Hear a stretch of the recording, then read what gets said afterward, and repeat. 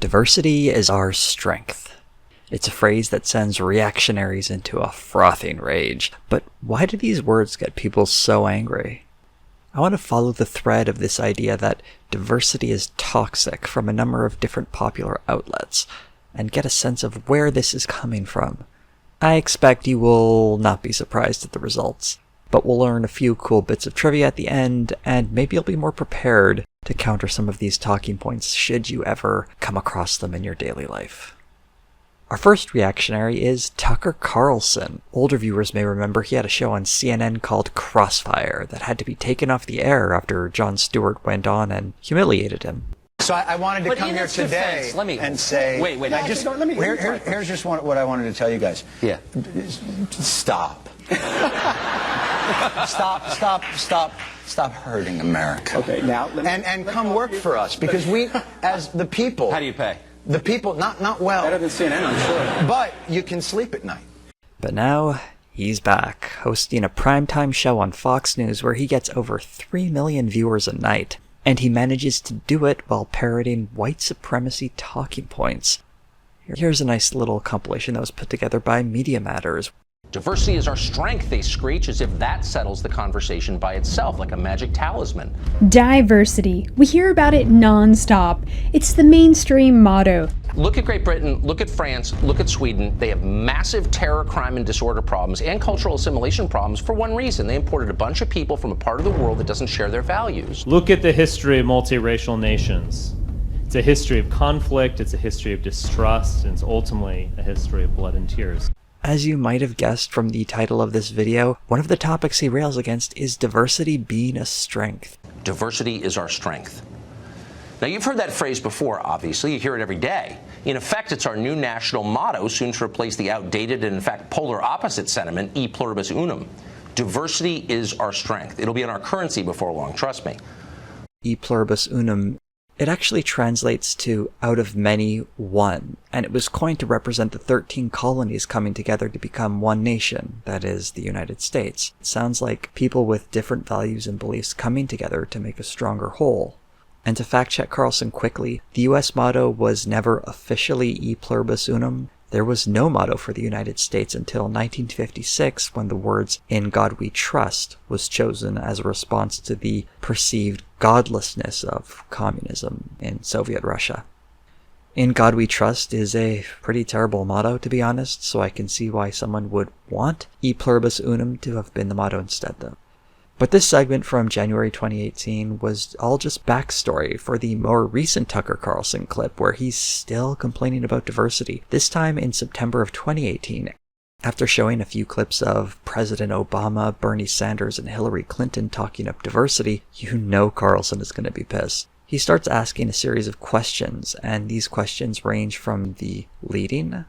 How precisely is diversity our strength? Since you've made this our new national motto, please be specific as you explain it. Can you think, for example, of other institutions, such as, I don't know, marriage or military units, in which the less people have in common, the more cohesive they are? To the truly bizarre. How is it fair to use public resources to bail out reckless financial institutions that caused the last economic collapse? Which other enterprises are eligible for tax dollars once they go bankrupt because of stupid decisions? What does that have to do with diversity? The series of questions are supposedly intended to start a debate about diversity, but it's difficult to know where to even begin with some of them. It's clumsily stupid to try and tie a single position, such as being in favor of diversity, to any other random policy. Eric Wemple of the Washington Post had an interesting response. He first pointed out several studies that show the value of diversity, providing such benefits as increased productivity in the workplace. There was one specific point Wemple brought up that I especially liked, though, and it comes from a certain corporation's 2017 annual report. The company appreciates the importance of valuing and serving a diverse marketplace. Different backgrounds and characteristics, such as race, ethnicity, gender, disability, culture, and sexual orientation, bring innovative viewpoints and merit to the creation of our content and products. The company that published this piece of SJW propaganda? Tucker Carlson's own Fox News. Carlson didn't actually bring up any stats or figures. He would rather ask questions. It's so much easier than formulating a real argument, especially since the questions are designed to have answers that are more easily answered by the primed audience at home. You pair policies they don't like with the idea of diversity, and you've got an instant negative connection. Doesn't matter that there's no link between, say, bailing out the banks and diversity. People hate the former, and people will hate the latter if you put them next to each other. And what makes it really dangerous is when you have people just hating on diversity, some opportunists can show up and give them a reason for that hate. The Carlson clip made the rounds on social media, and plenty of non-racist people had a long laugh at him, but one YouTube channel leapt at the chance to defend Carlson, and that channel is Red Ice. As a brief introduction for those who, like me, had never heard of Red Ice, it's a website that was started in 2003 by Henrik Palmgren of Sweden. A YouTube channel followed in time, and now it has nearly 250,000 subs. Lana Luktef, seen in this video, is one of the people who contribute to it. The folks at Red Ice spend a lot of their time talking about conspiracy theories, from ancient alien pyramids to how the New World Order is controlling everyone and everything. Luktef tries to get academic in this video by providing a litany of studies she helpfully reads the title of, along with a nearly one-sentence summary. I'm pretty sure she hasn't even read the studies herself since she got all of them from some guy on Twitter, and the little summary she reads is something she pulls directly from the Twitter thread she found them on. Using data from U.S. states, study finds a negative relationship between ethnic polarization and trust. The negative effect of community diversity on social cohesion is likely causal. Social trust is negatively affected by ethnic diversity. This is from a case study in Denmark from 1979 to the present. So what do these studies actually say? Sorry to break it to you all, but I'm not actually going to go through every single article here, largely because most of them are trying to back up the work of a single researcher, and it's not until the end of the parade of papers that she finally mentions his name, American political scientist Robert Putnam.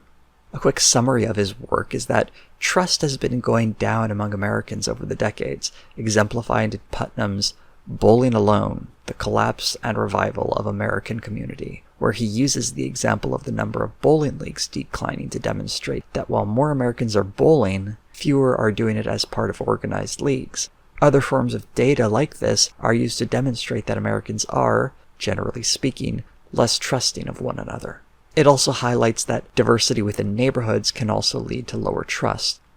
With regard to the articles highlighted by Luktef, a lot of them are from this body of research, most of them mentioning Putnam in their opening sentences. But if they're supposedly backing up Putnam's supposed anti-diversity theory, we should look closely at Putnam's words, and specifically what he has said about how his theory has been twisted to make these anti-diversity statements. But Luktef is kind enough to finish her list of research that supports Putnam's theory with a reference to an NPR interview with Putnam in 2007. I think over the long run, as we get to know one another, and as we begin to see things that we have in common with people who don't look like us, this allergy to diversity tends to diminish and to go away. So is this not something that I think is an argument against integration? On the contrary, actually, I think in the long run we'll all be better. But I don't think that progressives and integrationists like me do our cause any service by hiding from ourselves the fact that it's not easy. And as for what he thinks of the opportunists who misrepresent his research... And I'm a little disappointed that as our findings have become public, some people, some conservatives, some people who are racist, frankly, have taken comfort from my research. And they've made the inference that if we hunker down in the presence of diversity, it would be just great if we had a little ethnic cleansing and we all just lived around people who looked like us. So that's absolutely not my view. So what Putnam's work does is show that diversity carries with it some challenges that are worth overcoming. And all that research cited by Luktef, much of it takes the same approach and are centered around finding solutions to lower trust that are more sophisticated than, let's ban the non-white people. What's understood by these researchers and Putnam himself is that the benefits of diversity outweigh the negatives. To claim the left pretends diversity has no implicit challenges is a caricature. Another article Luktef cites is this op-ed from the New York Times by Michael Jonas. Luktef is kind enough to read us a few paragraphs from the beginning. but doesn't actually go into detail about what the article is actually about. I'd like to say she read it. The downside of diversity. The greater the diversity in a community, the fewer people vote, and the less they volunteer, the less they give to charity and work on community projects. Virtually all measures of civil health are lower in more diverse settings. But again, she's just reading the highlighted bits from Twitter. I read it, and here are a few excerpts I quite liked from this article. This quote comes from Putnam himself. "It would be unfortunate if a politically correct progressivism were to deny the reality of the challenge to social solidarity posed by diversity," he writes in the new report. "It would be equally unfortunate if an ahistorical and ethnocentric conservatism were to deny that addressing the challenge is both feasible and desirable."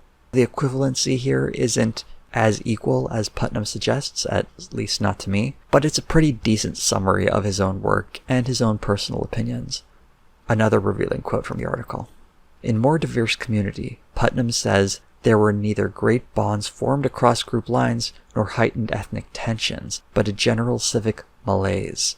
In perhaps the most surprising result of all, levels of trust were not only lower between groups in more diverse settings, but even among members of the same group.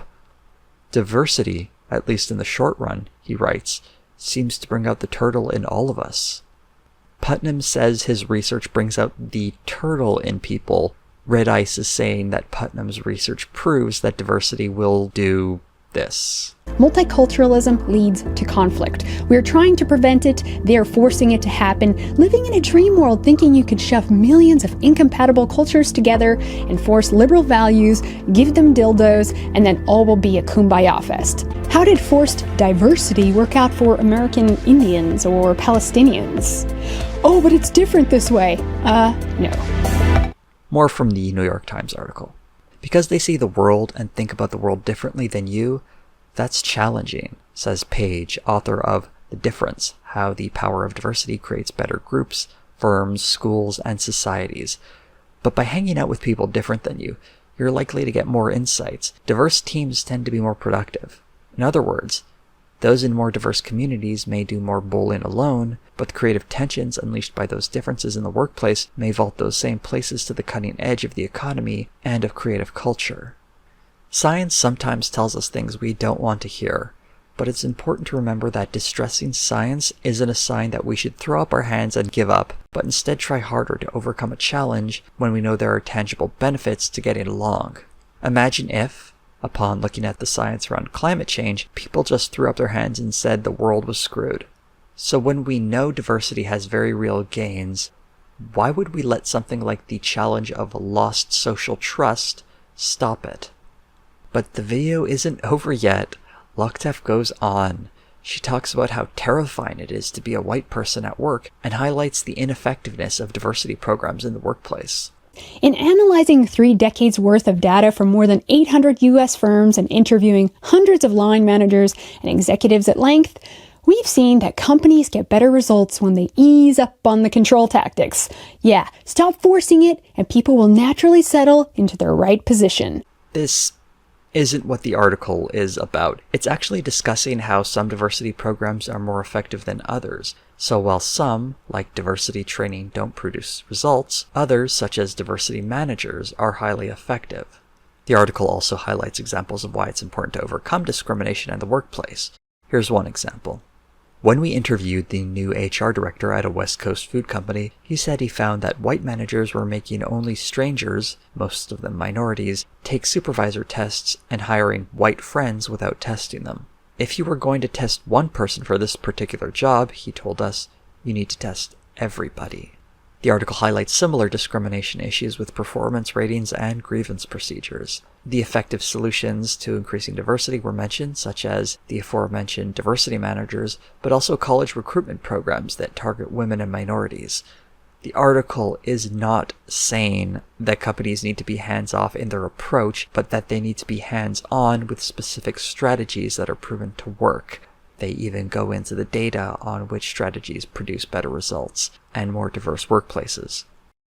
What really frustrates me about this video is that I spend a couple of minutes going over the claims Loktev makes, taking the time to cite sources and trying to explain where her reasoning fails. Here's how she responds to claims that diversity is a good thing. Studies show that diverse groups are more innovative and creative. Translation: cultural Marxist studies show that less white people means more awesomeness. It's so easy, isn't it? Just to say, it's all cultural Marxism. You don't even really have to think about what the other person is saying. When you have a little label you can put on it and go on with your day. You don't have to engage with the research, you don't have to actually read the article, not that she even reads the stuff that she says supports her ideas either. But before we leave Red Ice, I want to draw attention to a truly shit piece of animation they produce. Warning for this content, things are about to get even more racist. Yeah, that's right, even more racist.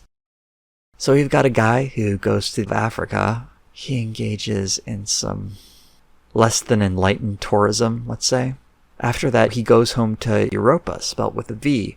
You know, the way you see it on a white supremacist website. And a beauty spa in Vancouver. So sorry guys, but racists ruined the name of your spa. The cartoon man is very upset when non-white people show up in his country, and their presence turns him into a Nazi. If this is enough to turn a guy into a Nazi, I'm gonna go out on a limb and say he was probably a huge racist to begin with.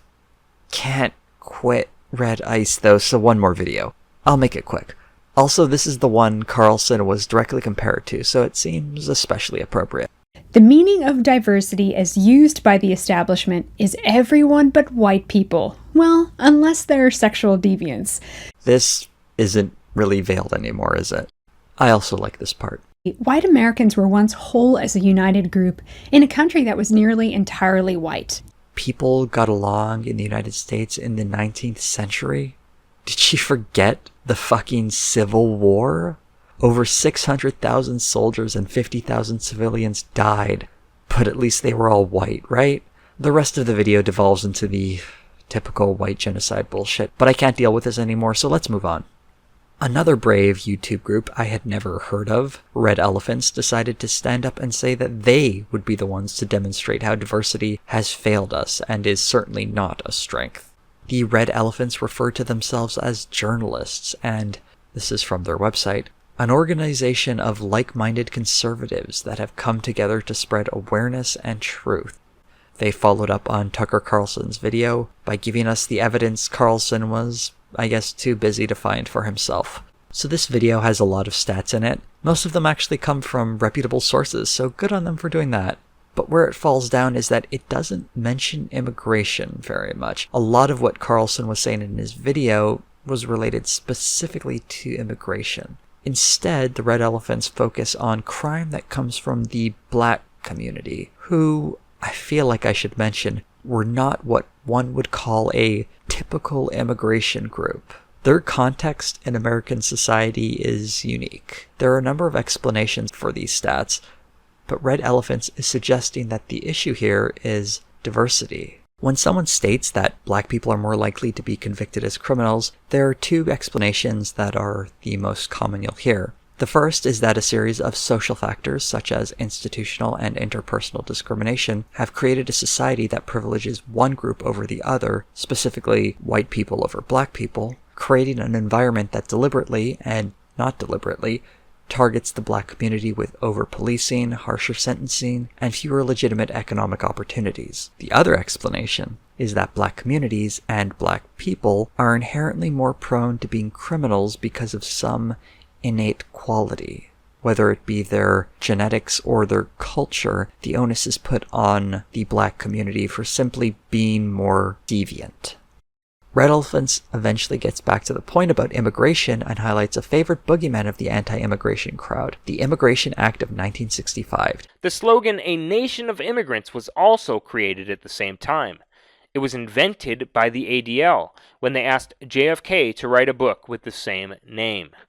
These two popular slogans were very useful in the implementation of the new Hart-Celler Immigration Act of 1965 that changed our immigration policy from only 4 states where the source of immigration was coming from Mexico to 32 states where the source of immigration is coming from Mexico today. The act changed immigration law in the US so it wouldn't favor Europeans, opening the doors of immigration to other parts of the world.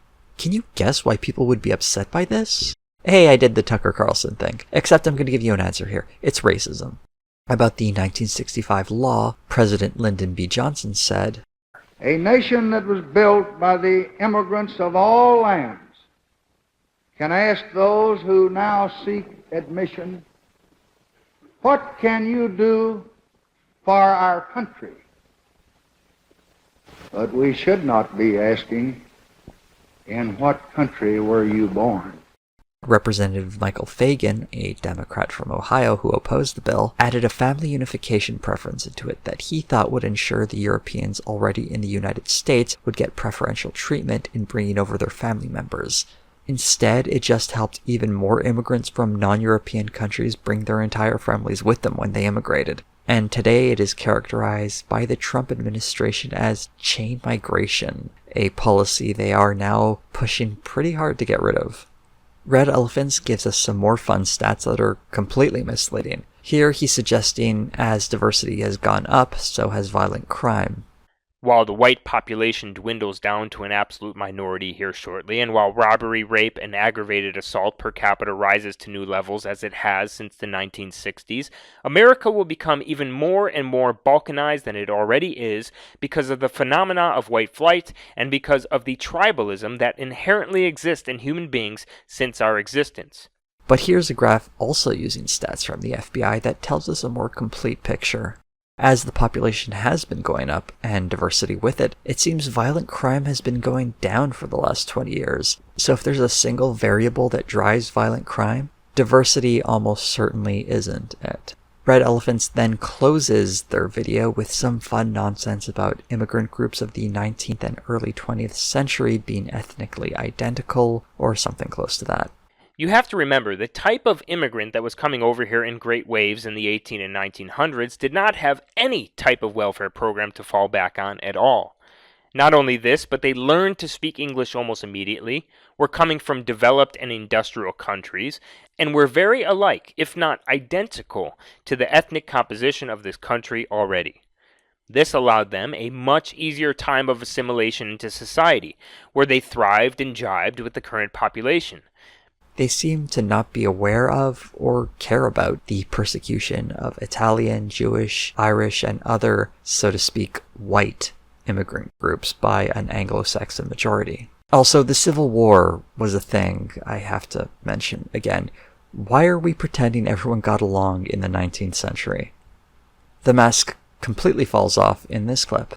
You can see precisely the reason. So-called diversity, which just means less or zero white people, did not make Detroit stronger when all of the white Americans moved out, did not make St. Louis stronger, did not make Baltimore stronger. It is not making Chicago any stronger, nor Santa Ana, nor Los Angeles, nor New Mexico. And they close their video with a rundown of places that have apparently turned to shit when white people became the minority. So there it is, as simple as it can be. Red Elephants takes issue with living alongside non-white people. At least they were open and honest about it. I want to point out I've used the word racist a few times now, and I know that much like diversity our strength, this term really bothers certain people. I'm using it to describe people who believe that a functioning society should be majority white, and that non-white people are inherently more likely to behave as criminals. I don't know how to describe this as anything other than racist, but I'm open to any other words people would like to throw out there. The word matters less than the horrible ideas behind it. If you're really bothered by it, I would suggest you find a way to not let words not necessarily directed at you have so profound an effect. And if it does have an effect, I'd recommend asking yourself some questions about why. So we've seen a healthy sample of people who are very upset about the slogan, "Diversity is our strength." But where did that even come from? It's appeared several times in literature throughout the years, but it was perhaps most widely popularized in, of all places, my hometown of Toronto. Back in the 90s, the former city of Toronto amalgamated with 6 other municipalities to create the city of Toronto we know today. The new megacity, as it was dubbed, was given a new coat of arms, and that included a motto, "Diversity, our strength." In this case, the diversity here is the 7 municipalities joined together. It has the echo of E Pluribus Unum, doesn't it? Except it's 7 municipalities instead of 13 colonies. In recent years, there is some consternation towards people who champion diversity, such as Canadian Prime Minister Justin Trudeau. We need societies that recognize diversity as a source of strength, not as a source of weakness. President Obama and Vice President Joe Biden saying similar things hasn't helped much either. See people of merit rise up from every race, faith, corner of this country, because that's America's strength. Fewer than 50% of the people in America, from then and on, will be white European stock. That's not a bad thing. That's a source of our strength. While none of these people are what I would call vanguards of the left, as they tend to be, at best, center-left, the anti-left sentiment that animates some critics has cast them as extreme leftists who are going to destroy the world by providing healthcare or having a cabinet that's gender-balanced. And as they push their schemes forward, diversity will be a part of them. Whatever the reason these politicians generate so much hate, them saying diversity is our strength is enough to activate some deep rage.